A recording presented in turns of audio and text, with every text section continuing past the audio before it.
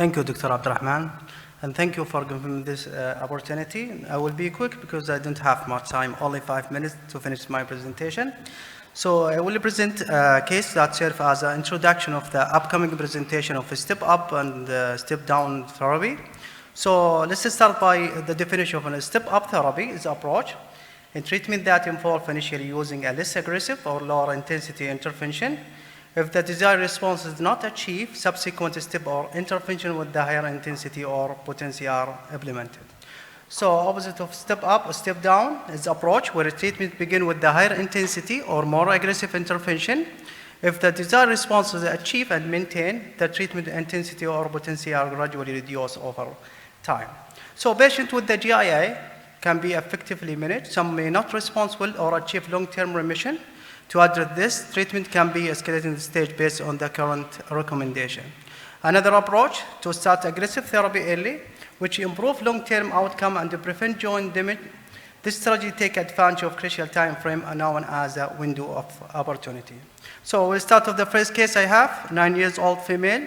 Patient present with the history of joint pain, bilateral ankle and bilateral third PIB joint over 4 to 5 months. And there is mainly the handwriting activity with the right hand and the significant morning stiffness.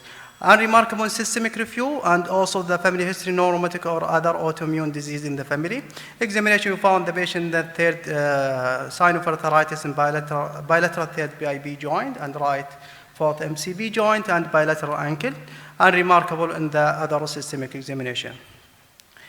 And the lab finding for the patient is rheumatoid factors positive, also NTCCB and also ENA with the low titer, and sure the infection was workup all come back negative. No uveitis in the ophthalmic examination, and also we found the left hand of MRI presentive fusion and synovial thickening.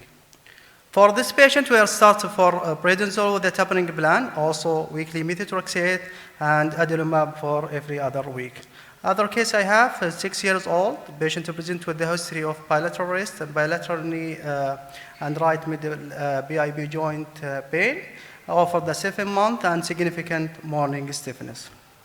So unremarkable in systemic review, also the family history, no rheumatic or other autoimmune disease in the family.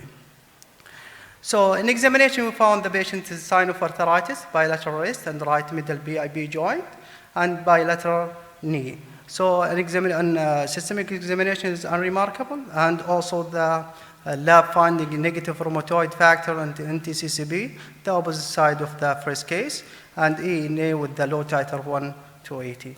So no uveitis in the ophthalmic examination.